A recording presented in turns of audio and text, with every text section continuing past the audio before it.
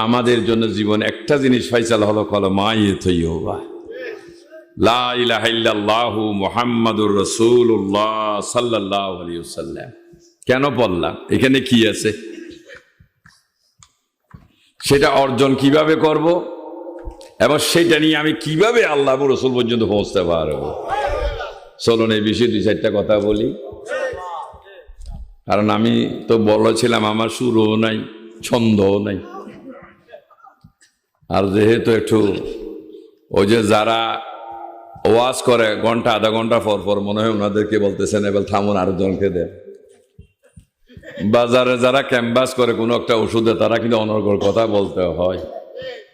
তা আমি গুনাহগার, অনর্গল বলতে গিয়ে গলার অবস্থাও ভালো নয়। তো একটু আমাকে একটু সহযোগিতা করবেন, দুই চারটা কথা একটু টেনে নিবেন, গিভ এন্ড টেক পেতে হলে। তো ভয় করবেন না, আমি কোনো টাকা পয়সার জন্য আসিনি। আমার কাছে কোনো মাদ্রাসা দোহাই নাই, এতিমের দোহাই নাই। আমি একটা জিনিস দিতে এসেছি আপনাদেরকে। আমি কোনো টাকা পয়সা নিই না। যেহেতু চারটা ভাত খাওয়ার ব্যবস্থা আল্লাহ যখন দিয়েছেন, বাকি সময়টা চেষ্টা করি আল্লাহর বান্দা রসুলের উম্মতদেরকে একজন প্রেমিক হিসেবে গড়ে যাওয়া যায় কিনা। একটা মিনিট সবাই একটু খেয়াল করবেন, যারা আমাদের তরিকতে তারাই শুধু একটু হাত তোলেন তো। আলহামদুলিল্লাহ, হাত নামা। এই মানুষগুলো সবার কুমিল্লার নাকি? চাঁদপুর কুমিল্লার কি নাকি? আমার সাথে চট্টগ্রাম থেকে কোনো রিজার্ভ করে আনছিলাম নাকি? এই মানুষগুলো আজকে এত কষ্ট করে সুদূর চট্টগ্রামে যাওয়ার মধ্যে দিয়ে আমি গুনাহগারের পেছনে কেন ঘুরতেছে? কোনো কিছু না পাওয়ার জন্য। এই পাওয়াটা কি? চলো আল্লাহ পাক পবিত্র কালামে মজিদ ইরশাদ করলেন, বিসমিল্লাহির রহমানির রহিম, ইয়া আইয়ুহাল্লাযীনা আমানু তাকুল্লাহা ওয়া কুনু মাস-সাদিকিন। আল্লাহ ডাক দিলেন, হে ওগো ঈমানদারগণ, ইত্তাকুল্লাহ, আল্লাহকে ভয় করো, ওয়া কুনু মাস-সাদিকিন, এবং সত্যবাদীদের সাথী হও। প্রথমে ডাক দিলেন কাকে? সবাই মানুষকে। কাদেরকে? এই ঈমানটা কি?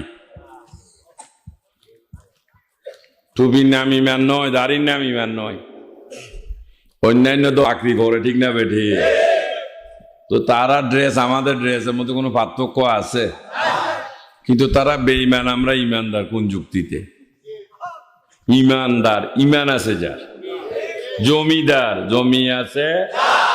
জমিদার হতে গেলে শুধু আমরা মৌখিক দাবি করলে এটা আমার জমি হয়ে যাবে? তাহলে এটা যথার্থ একটা প্রমাণ থাকতে হবে, যেখানে এই দলিলের ডকুমেন্টের দাবি করতে গেলে সরকারি কিছু বিধিবিধানও মানতে। এই জন্য সাধারণ কাগজ আমাদের মেম্বার সাহেবের মাধ্যমে সাদা কাগজে লিখে দিলে জমিদার হওয়া যাবে?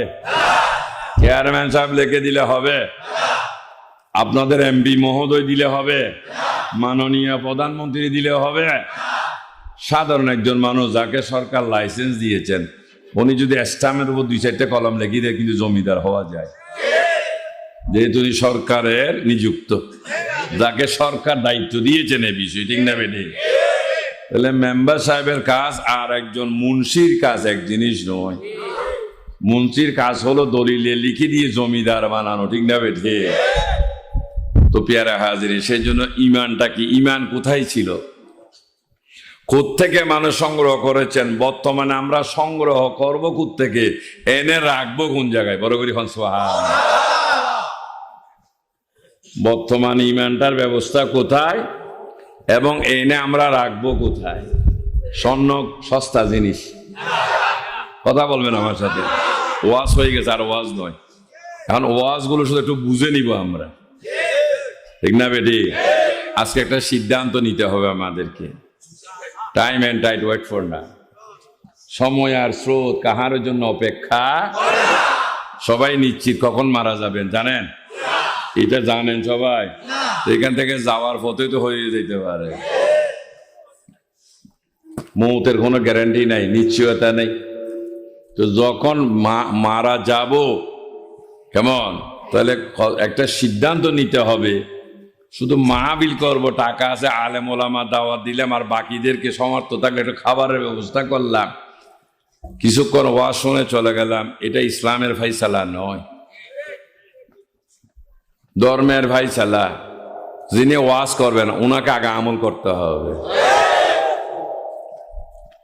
যদি উনি আমল না করে সারা রাত বকর বকর করে, শ্রোতারা সকালে উঠে সবাই চেয়ে থাকবে কখন এক প্যাকেট বিরিয়ানি দিচ্ছে। বিরিয়ানিটা পাওয়ার পর আর দেখা যাচ্ছে আর ওয়াজের সাথে কোনো সম্পর্ক নাই, কারণ যে কাজ যিনি বক্তা তিনি করেন নাই। এই জন্য রাসূলুল্লাহর আদেশ হলেন, যে কাজ তুমি করো না সেটা অন্যকে করার নির্দেশ দিও, যে খাবার নিজে খাও না সেটা অন্যের জন্য পছন্দ করিও না, যে পোশাক নিজে পরবে না সেটা অন্যকে জন্য নির্ধারণ করিও। যাক, আল্লাহ পাক যেন দয়া করেন। তো এই জন্য প্রশ্ন ছিল যে ইমানটা কি। আমরা সবাই বলি যে ইমান মানে লা ইলাহা ইল্লাল্লাহু মুহাম্মাদুর রাসূলুল্লাহ সাল্লাল্লাহু আলাইহি ওয়াসাল্লাম। এটা বললে কি ইমান হয়ে যায়? যদি হয় তাহলে হিন্দুদের দোষ কোথায়? ওরও তো কলমা পড়তে জানে এবং পড়েছিলেন, হিন্দুরাও কিন্তু কলমা পড়েছিলেন। বালিশটা নিলে কেন? যখন 1971 সাল পাকিস্তান যখন আমাদের উপর আগ্রাসন শুরু করে দিলেন, আর এই দেশের মানুষগুলো স্বাধীনতা তথা মুক্তির জন্য পাগল উম্মাদ হয়ে যখন এই মুক্তিযুদ্ধে ঝাঁপিয়ে বললেন, পাকিস্তান থেকে যখন জাহাজ ভর্তি বিমান ভর্তি করে সৈন্য পাঠাচ্ছেন, তাদেরকে একটা ট্যাবলেট খাওয়াই দিলেন, বাংলা মুলুক সে কোই মুসলমান নেই था, सबको मालाउन है, जो मिला उसको मार डाला। যে বাংলাদেশে কোনো মুসলমান নাই, সবাই হিন্দু, যাকে পাবে তাকে হত্যা করবে। কারণ তারা চেয়েছিল বাংলাদেশে কোনো মানুষ বেঁচে থাক, তারা চায় নাই, বাংলাদেশের মাটিটা চেয়েছিল। আর বাংলার মাটি বড়ই খাঁটি, কিন্তু বাংলার মাটি বড়ই। এখানে যারা বিদেশ গেছেন অনেকে আছেন, এটা খেজুর গাছ, এটা মরুভূমিতে ভালো হয়, এরপরও দেখা যাচ্ছে একটা খেজুরের চারা বাছাই উঠাইতে অনেক টাকা খরচ করতে হয়, অনেক পানির ব্যবস্থা করে রাখতে হয় এই গাছটা যেন বেঁচে থাকে। আর আলহামদুলিল্লাহ, ওই যে আমিরাবাদ না আমিরাবাদ, ওখান থেকে শাসার পথে আসার সময় রাস্তার দুই পাশে কিন্তু অনেক খেজুরের গাছ আছে। এটা কি লাগানো হয়েছে নাকি? খাইয়ে বিচি ফেলাই দিয়েছে। অনেক বড়ই গাছ আছে।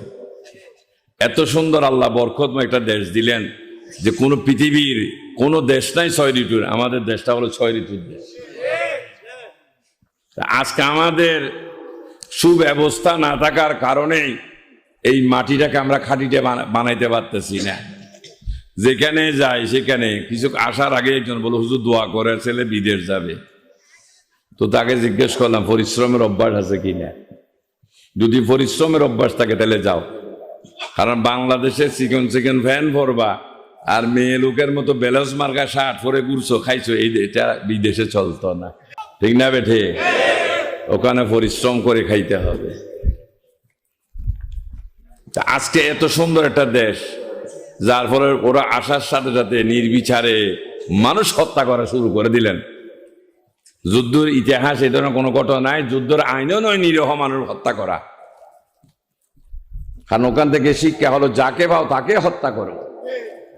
তারপর মারা শুরু করে দিলেন মানুষকে, যেহেতু ওখানকার নির্দেশ হলো ওঠাই পাকিস্তান থেকে।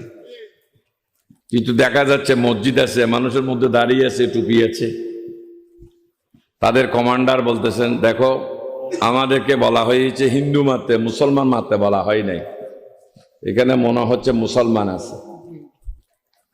সালাম দিলেন, ওয়ালাইকুম আসসালাম উত্তর পাইলেন, ভাই আপ মুসলমান হো? হ্যাঁ হাম মুসলমান হো। ঠিক আছে।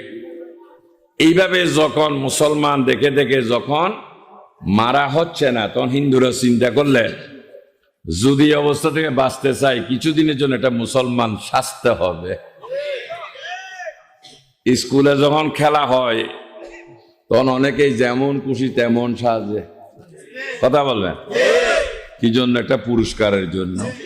তো তারাও চিন্তা করলো বাঁচতে হলে মুসলমান সাজতে, তখন এই জামার পাঞ্জাবি কেটে সিলাই খুলে দিলেন, দুই দিকে সিলাই দিয়ে মাথায় টুপি বানাই দিলেন।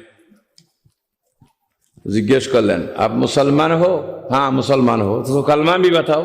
পড়ে দিলেন লা ইলাহা ইল্লাল্লাহু মুহাম্মাদুর রাসূলুল্লাহ। ঠিক है, तुम तो मेरा भाई है।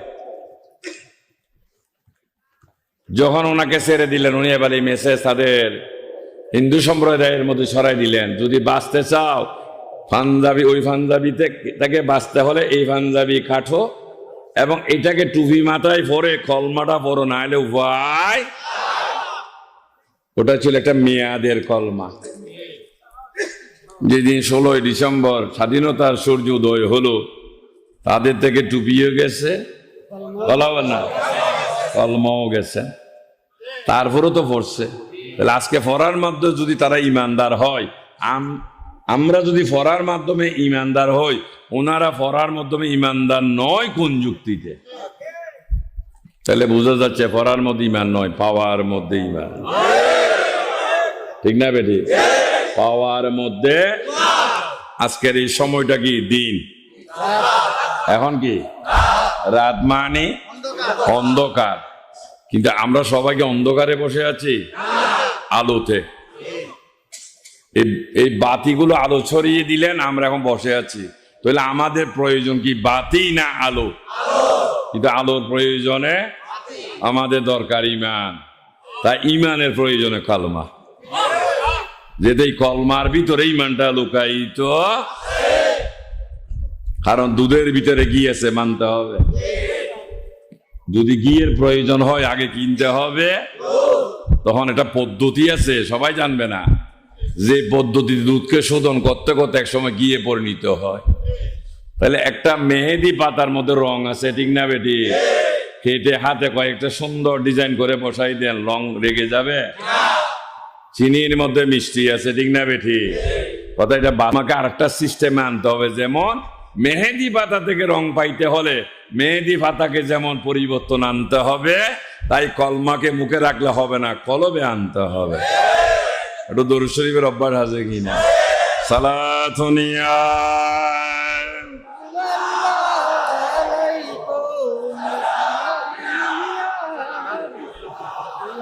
জীবনে হবে কি তোমার দিদার ইয়া রাসূলুল্লাহ, এই আশায় রয়েছি আমরা গুনাহগার। সালাতুনিয়া